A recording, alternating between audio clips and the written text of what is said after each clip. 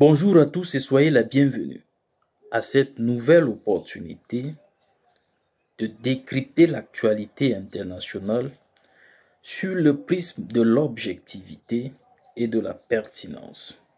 Et pour la circonstance, nous nous intéressons à la divulgation des informations secrètes militaires dans un groupe de messagerie par le biais des hauts responsables de l'administration Trump au bénéfice d'un journaliste du média The Atlantic. Et comme il est de coutume, nous allons nous évertuer méthodiquement et avec empirisme à pénétrer les antichambres de cette controverse.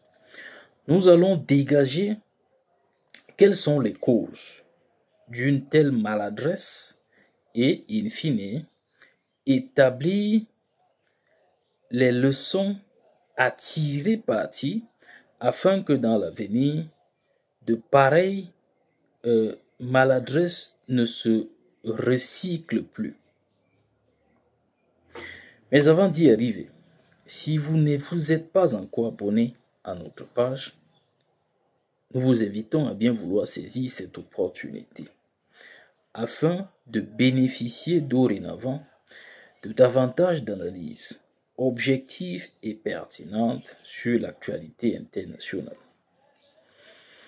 Sachez donc en introduction que des hauts responsables de l'administration Trump ont par inadvertance exposé des stratégies militaires dans un groupe de messagerie comprenant un journaliste juste avant que les États-Unis n'engagent des actions militaires contre les Houthis soutenus par l'Iran au Yémen.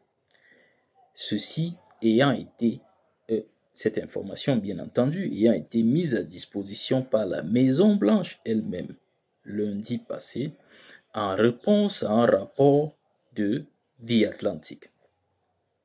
Jeffrey Goldberg, éditeur en chef de The Atlantic, a révélé qu'il avait été invité de manière inattendue le 13 mars à un groupe de discussion sécurisé sur l'application Signal, dénommé Groupe Restreint Outils PC. Au sein de ce groupe, le conseiller à la sécurité nationale Mike Waltz a mandaté son adjoint Alex Wong pour établir une équipe d'intervention chargée de coordonner les initiatives américaines contre les Houthis. Le porte-parole du Conseil de sécurité nationale, Brian Hughes, a quant à lui confirmé l'authenticité du groupe de discussion. Le président Donald Trump est, à titre de rappel, afin que vous sachiez le départ, les fondations de cette initiative, le président Donald Trump a lancé le 15 mars une campagne prolongée de frappes militaires d'envergure contre les Houthis du Yémen en réaction aux agressions du groupe contre le commerce maritime en mer Rouge et a mis en garde l'Iran, principal soutien des Houthis, lui enjoignant de mettre immédiatement fin à son soutien. Pour amorcer le développement du corps de notre réflexion, nous voulons faire détacher deux points principaux. D'abord, il faut comprendre que, et l'on peut l'affirmer, qu'une défaillance humaine couplée à un manque de diligence est à l'origine de cette maladresse.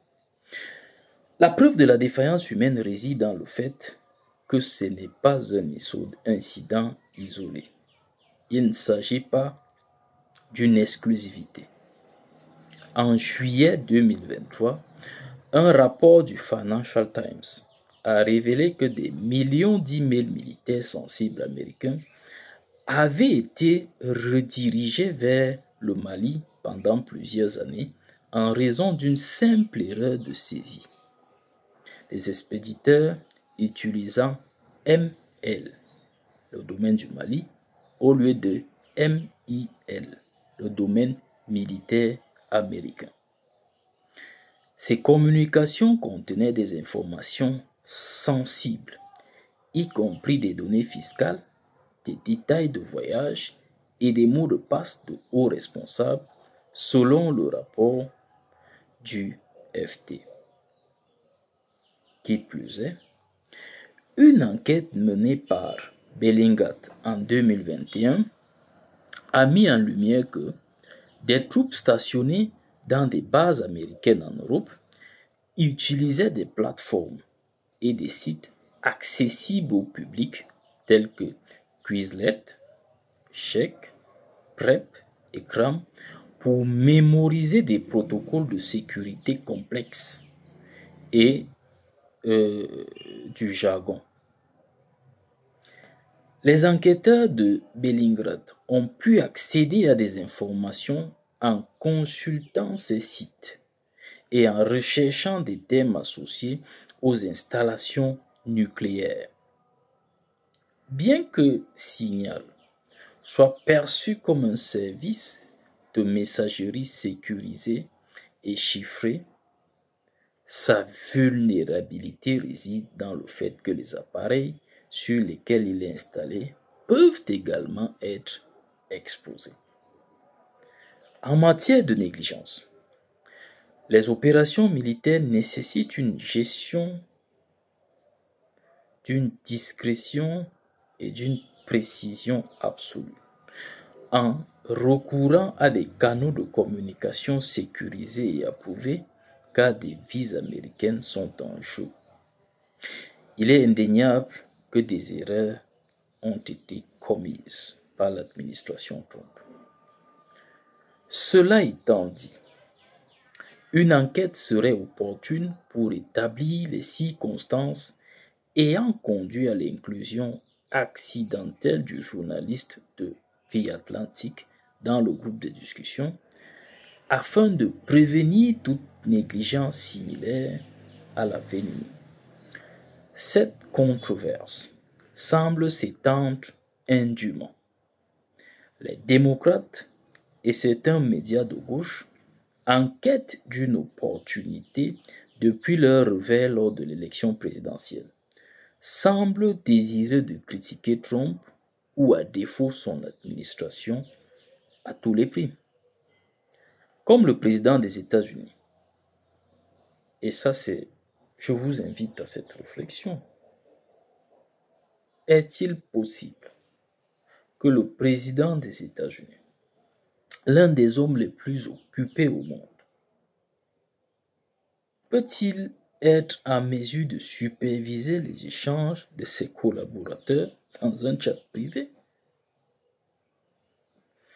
Enfin, l'incident survenu au sein de l'administration Trump où des stratégies militaires ont été accidentellement exposées à un journaliste met en lumière des lacunes préoccupantes en matière de sécurité et de communication.